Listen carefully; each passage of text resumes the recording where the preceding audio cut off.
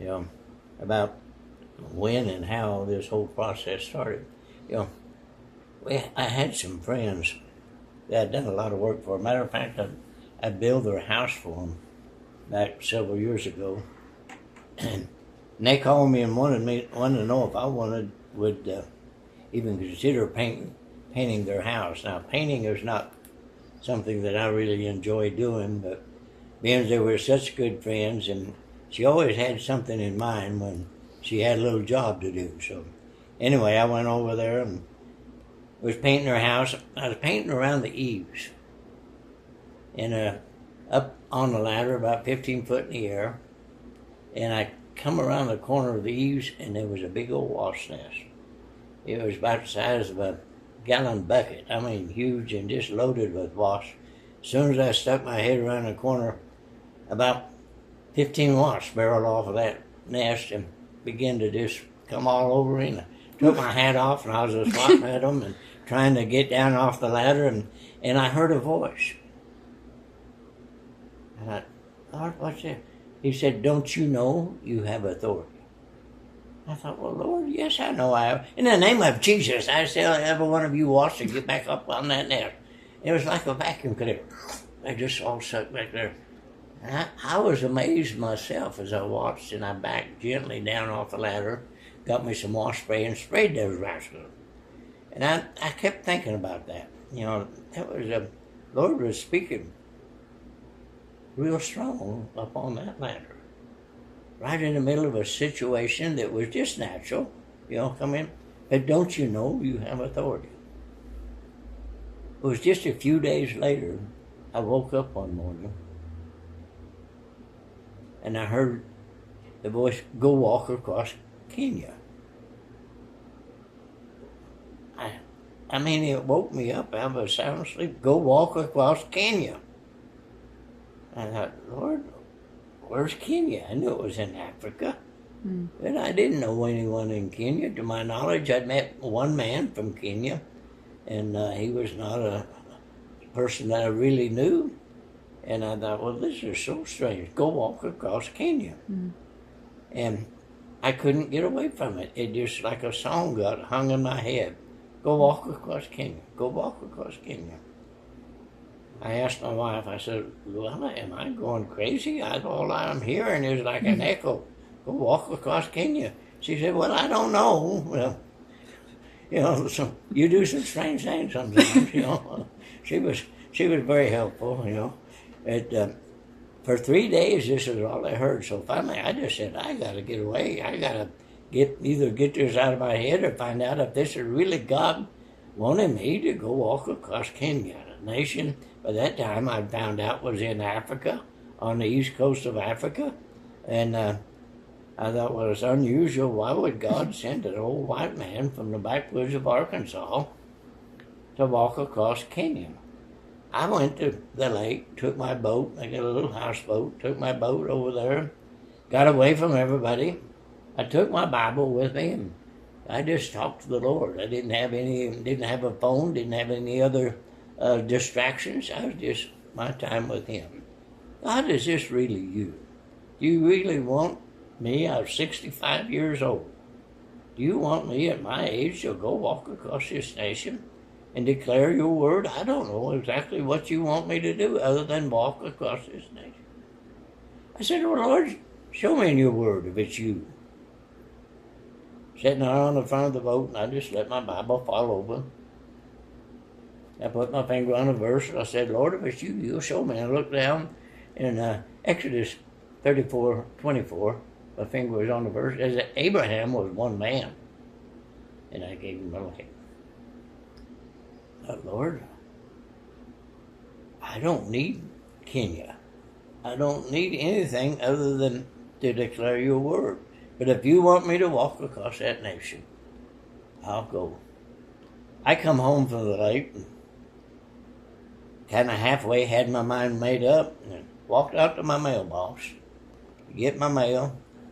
And in the mail was a book from a man down in Texas I hadn't talked to in about 2 years.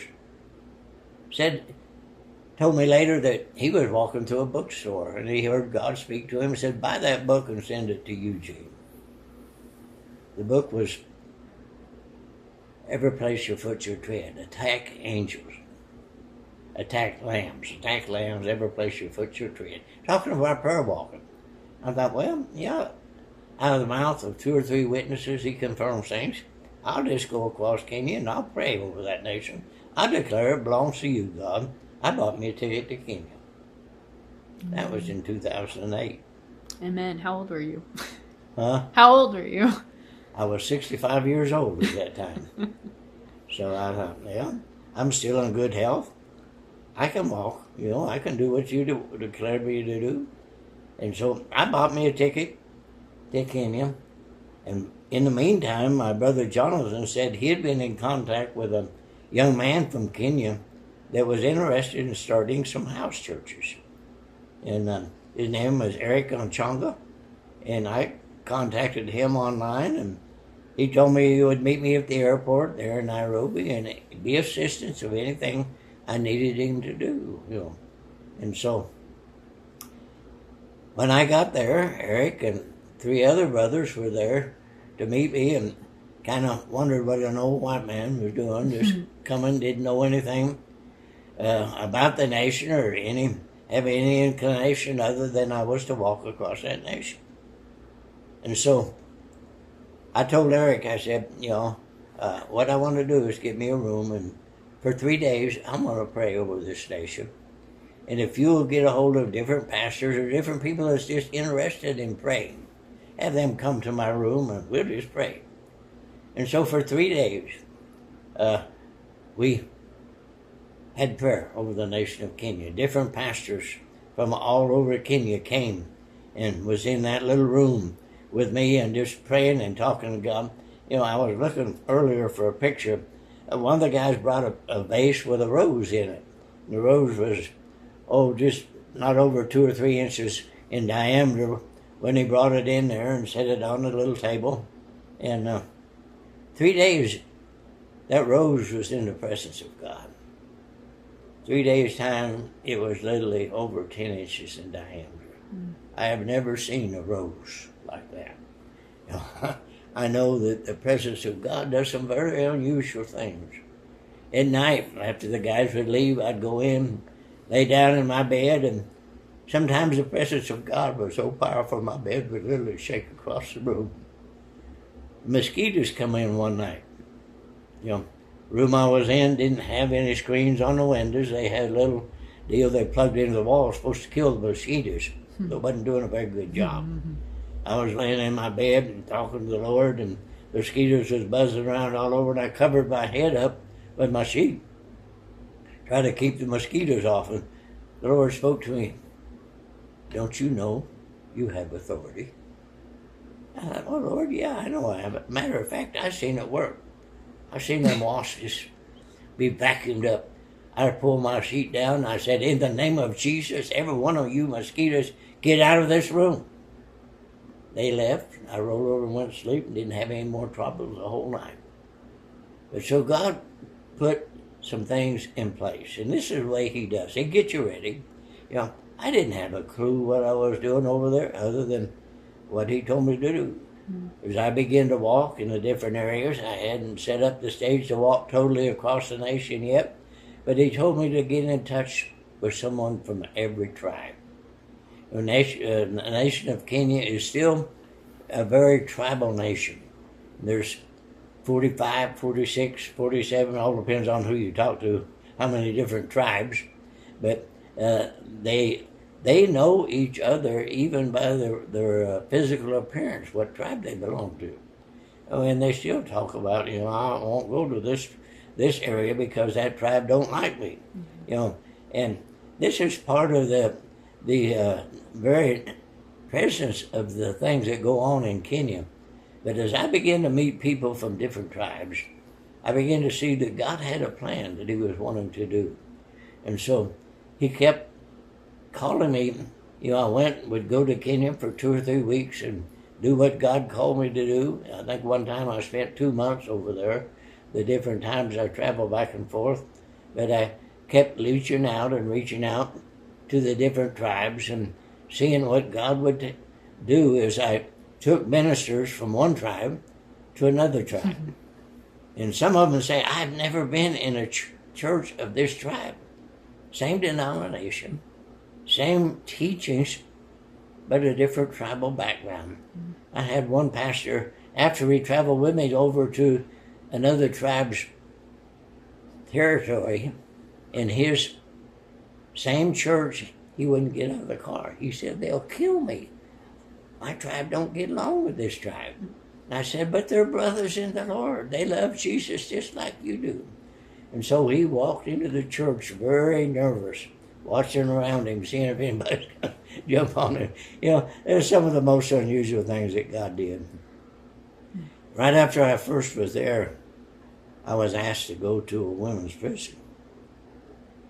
And I love to go wherever God calls me, wherever he opens the door. So in this women's prison, there was a group of women that came in, and they were worshiping the Lord there. And as I was with 3 or 4 other pastors that were there, and while we was there and worshiping God, one of the ladies got out in the aisle and just began to just jump up and down. She just jumped, you know. She wasn't dancing, she was just jumping. And I asked one, well, what in the world is she doing? And he said, oh, she's the Messiah. And that's the way they worship the Lord. They love to jump.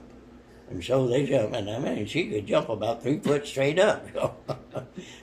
Some things are real humorous as you begin to see God shows you the different personalities of every tribe. And we're all the same way. Here in America, we try to not be tribal, but we still are, because we stay in the things that we've been raised in. So as we begin to look at the different areas of what God has done and how he's opened the doors, I find that time and time again, he provides just exactly what we need. Mm-hmm. So the first time I went over there, I bought my ticket. You know, I had the money, you know, and I didn't realize it at the time. Mary Ramsey, the one that I was painting the house for, become such a big part of the whole ministry. Yes, the working for her on that job give me the cash money to buy my ticket. And I thought, well, you know, God is so good. But when she heard that I went to Kenya and I came back and began to tell people about what God was doing, she said, Gene, I want to walk with you. I want to be a part of this with you. So all the time that Mary was alive and her husband Dale, and then after he died and her second husband, they all just joined him. And I've had so many partners that have walked with me over the years, and each one of them have a part. I get to walk, and what I find out is I'm walking with my best friend. Mm-hmm. Jesus Christ opens the doors. He takes you into places that you would never be able to go into in the natural. Mm-hmm. He opens the doors for you to walk into places. Can you imagine an old white man having an opportunity to sit down with a group of Muslims and talk about Jesus?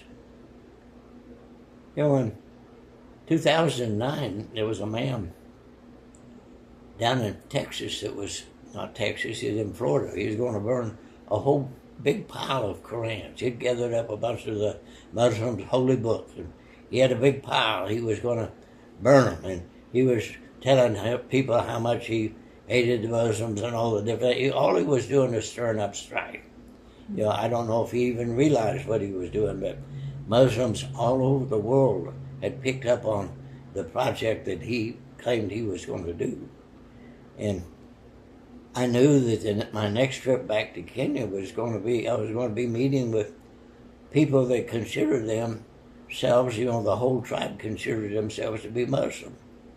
I thought, Lord, this man is stirring up so much controversy. I know it's going to really cause me some problems when I go to sit down and talk with people that are of this religion, and I know they will be stirred up because of what this man is doing.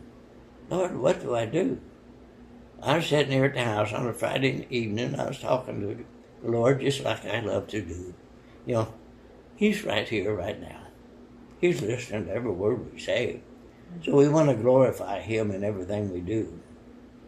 And I sat there and I said, God, I know you were directing me, because by this time I'd made several trips back to Kenya.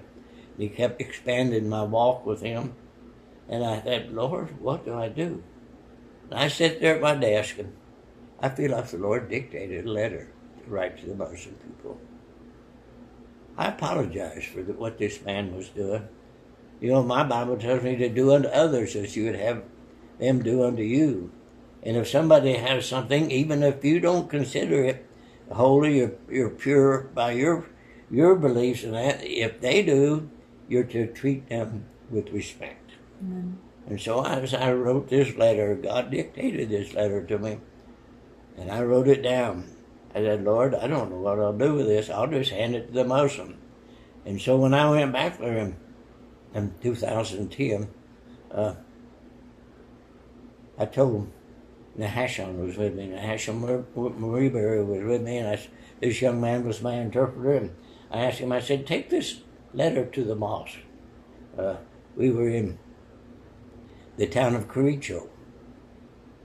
And so just a few blocks from the rest of the place I was staying was a mosque. And Nahashon took the letter over to the imam at the mosque and just presented it to him. And I was there at a restaurant, and about 30 minutes later, here comes the imam in, and he says, are you the one that wrote this letter? I said, yes. Do you really mean what you say? I said, absolutely. I said, I believe that God loves you just as much as he does me. We may have some differences of opinion, different ways we see things, and he said, well, come here, let's go in the back room. Let's have a discussion. So we went in the back room, and we discussed the realities of the love of Jesus Christ. Basically, it's what it is. Yeah. And he said, well, you need to talk to the Supreme Sheikh, the Muslim Council. I said, I'm just trying to express what I feel, because I know that a lot of the Muslims are very avid in the way they get excited about the religion. And I said, I just want to show you that God would actually love you through our relationship and the way we talk to each other. Yeah. And so, anyway, he called the Supreme Sheikh of the Muslim Council and told him, said, you need to talk with this man. Set up an appointment for me to travel back to Nairobi. Sat down in the Supreme Sheikh's office, Sheikh Adan Machua, sat in his office and presented him with a copy of the letter, how that I felt like that we didn't need to be destructive and terroristic. We need to treat each other with respect. Even though we didn't agree on things, we still need to respect the personality of that person and let them see how much God really loved each one of them. Mm-hmm. Well, he signed the letter himself and said, yes, I received this apology and I thank you for it. He said, you need to come to the World Peace Conference. Now, this was in October of 2010. The World Peace Conference was in November. And I was getting ready to come home in just a few days, so the last part of October. And I thought, well, what would I be doing at the World Peace Conference anyway? I'm just an old white man from the backwoods of Arkansas.